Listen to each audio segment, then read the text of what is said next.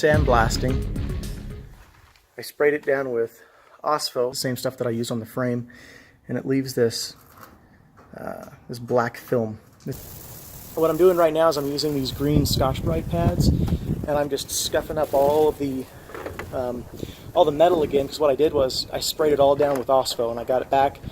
It's phosphoric acid. I did that yesterday, so it's 24 hours from the last clip to right now. Essentially what it does is it converts the iron oxide, which is the rust, into iron phosphate, which is less reactive.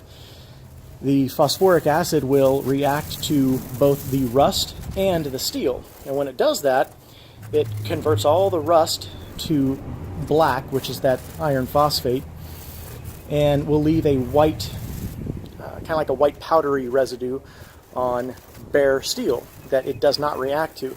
But at that point it becomes inert, so you let it sit for 24 hours and then you just clean it off.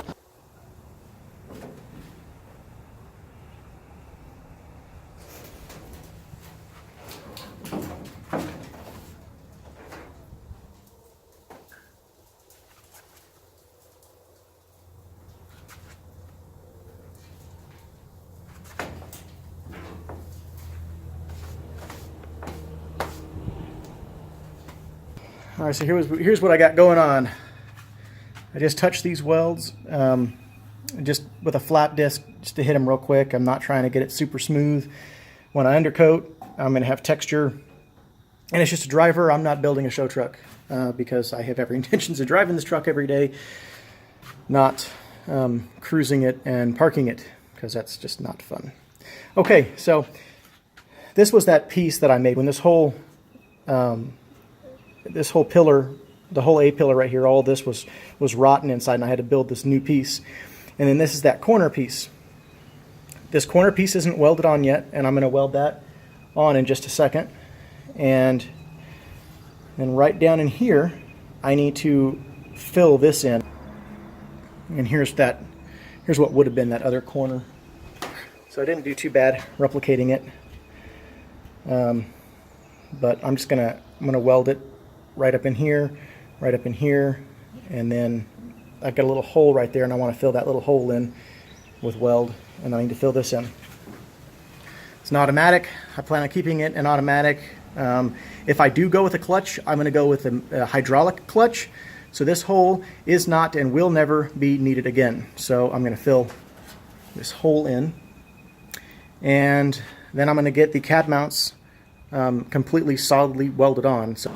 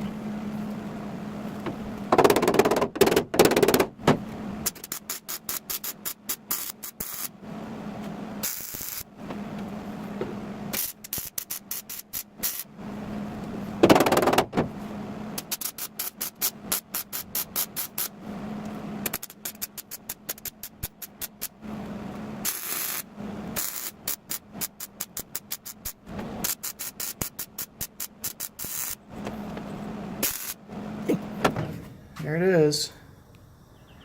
They're all welded up. These things are solid. These are the pilots. I've got these on both sides so I can drill those. So I ended up filling that in with weld, I didn't initially start to. There was a little gap down here, and I went to go fill that in, and that filled in real nice. I spot welded this piece on. I'll get in there with seam sealer. And this right here, I didn't do that intentionally. Started off just trying to weld these pieces down, and ended up filling in real nice. So I'm like, well, fudge it. So the next thing I need to do is get this little hole. I can fill these in with weld, but this right here, I'm going to cut a plate out, and I'm going to cut out a plate from the scrap from the floor pans, because I retain earthing. Let's see here. Oh, going back to the OSPO real quick. All this white film. This is from the OSPO. Let's see here.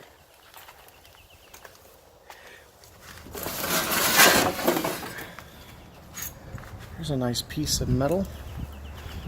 It's got a little. So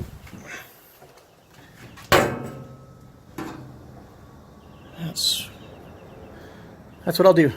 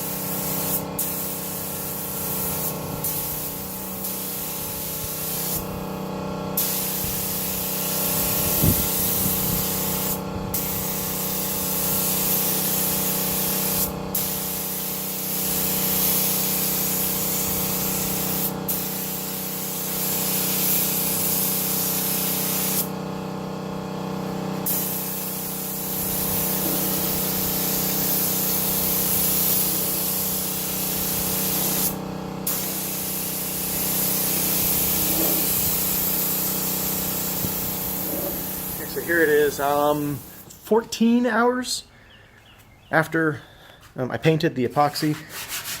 I'm within its window, so I can recoat this without having to do anything to it. There's a little patch. Just kind of ground it down. I didn't care about making it perfect. I just wanted to get it filled in. In the spirit of full disclosure, I did make a mistake. You can see right here.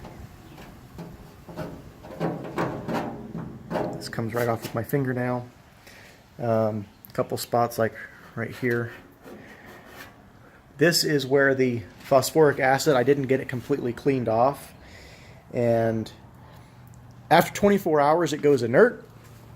So like this right here, I could paint over all of this without removing it and it would be just fine. Same with all of this. I could paint over all of this without removing it and it won't cause any problems after you let it sit for 24 hours. I didn't do that on here in the interest of time. I thought that I was only getting a couple spots, so I wasn't too concerned about it. Well, I screwed up. And so some of the spots where the acid fell or came out was in the nooks and the crannies. And I didn't get it completely cleaned off. I had problems with adhesion. So what I'm going to have to do is go in there with 80 grit sandpaper and then reshoot portions of this. But this was just a medium coat. I'm going to be putting a second medium coat on here anyway to get in all of these little nooks and crannies, like right inside here. Some areas right in here. I'm going to get all of this.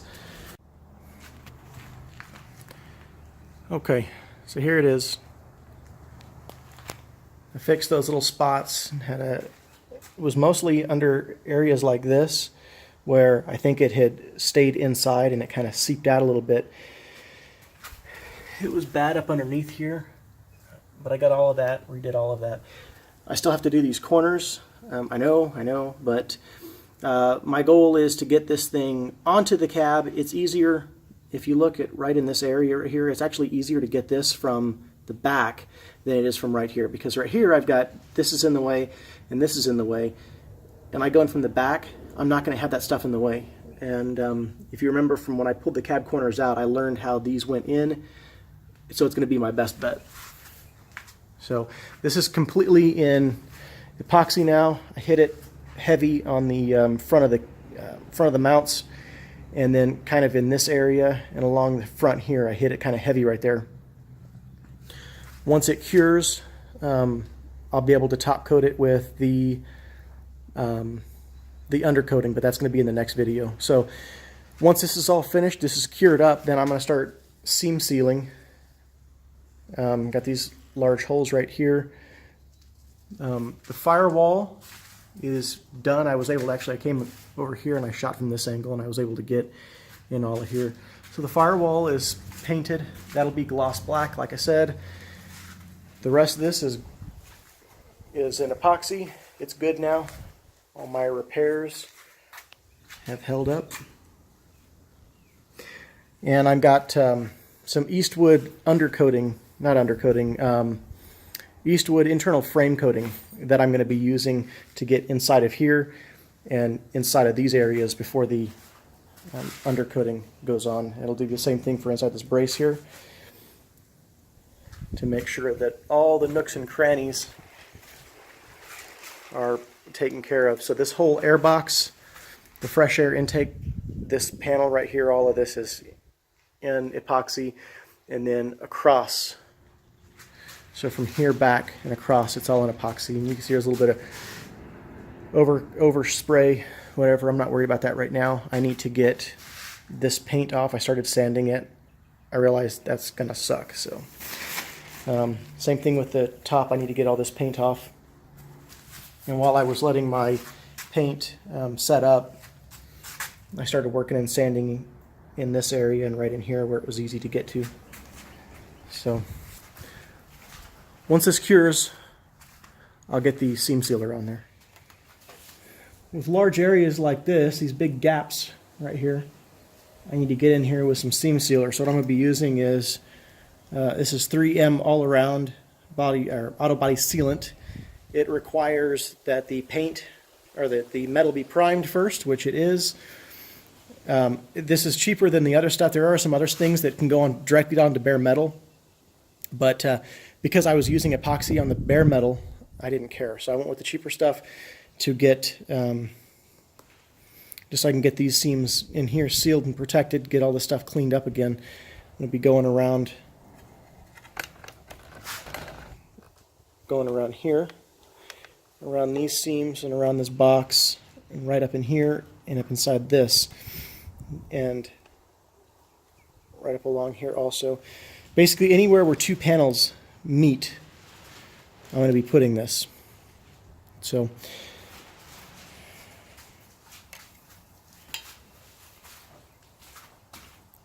I never use this. There's a tube cutter that's built into my caulking gun here. I'm going to give that a shot. I don't know if it's worth anything or not. It worked.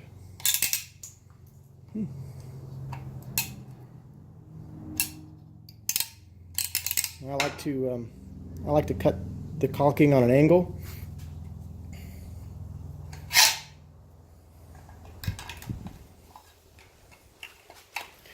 And then I aim it down.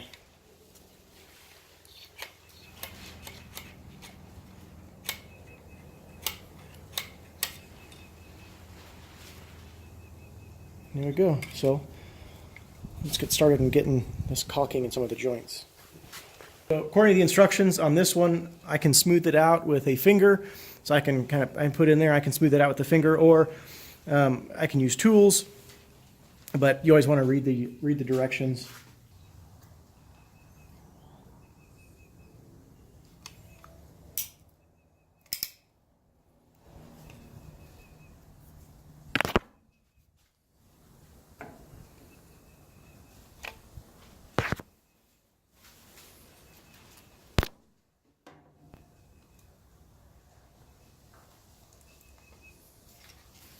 And I get in there, and then I can come over here with my finger and just kind of smooth it out a little bit.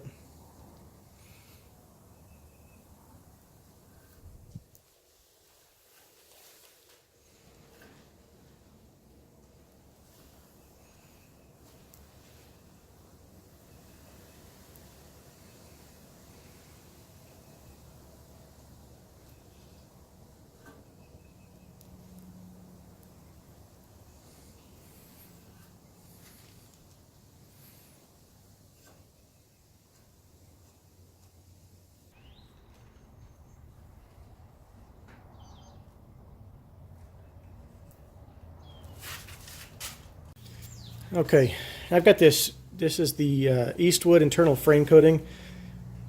It's a paint over rust. It's got phenolic resin. I'm not going to pretend to know what that is, and it's got zinc in it. Zinc is an anti-corrosive agent. Typically acts as an anode on, say, ships, barges, things like that. The zinc in it, it would attack the zinc as opposed to attacking the steel, stopping the rusting process. I added a little hot glue to the nozzle right there, and then what I'm going to end up doing is, when I'm done with this, I'm going to put this nozzle onto a can of brake clean and clean it out. But this is so I can get inside of these areas in here, and I imagine it's going to make one heck of a mess, but I've never used this before. Just want to give it a shot. Blaze.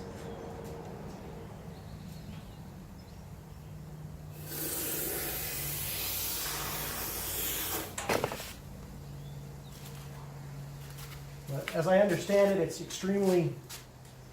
very watery, very runny, so it can get into all the nooks and crannies, and that's what I'm wanting.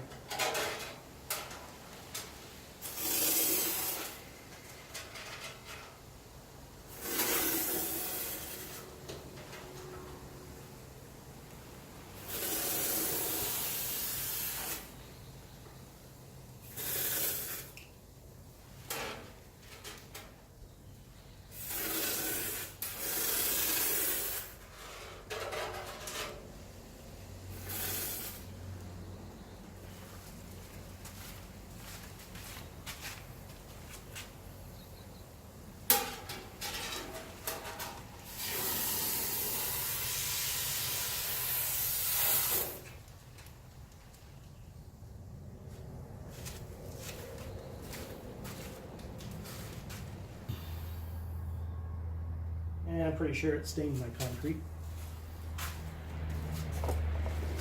So I've gotten a lot of these little nooks and crannies. I'm going to get inside this brace real quick too.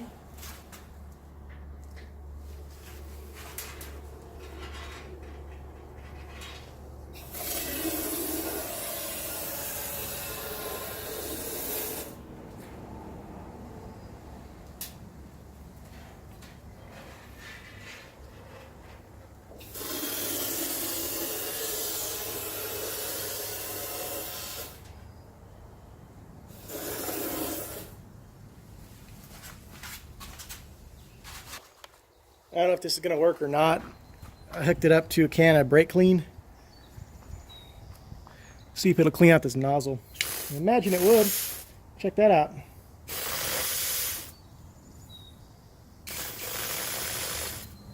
And you can see the spray pattern too. Cool. Well, that worked out. So those internal, all those internal parts inside the frame are coated. I'm going to clean off the outside of this nozzle so I can use it again for other things. Okay, so quick overview. Whole cab was sandblasted. I sprayed it down with phosphoric acid, aka OSPHO. I sanded everything down again with combination of the green Scotch Brights and 80 grit. Put it in epoxy, seam sealed, and then hit all of these internal areas. It looks like it's bleeding. It's actually kind of cool. Hit all these internal areas with that Eastwood internal frame coating.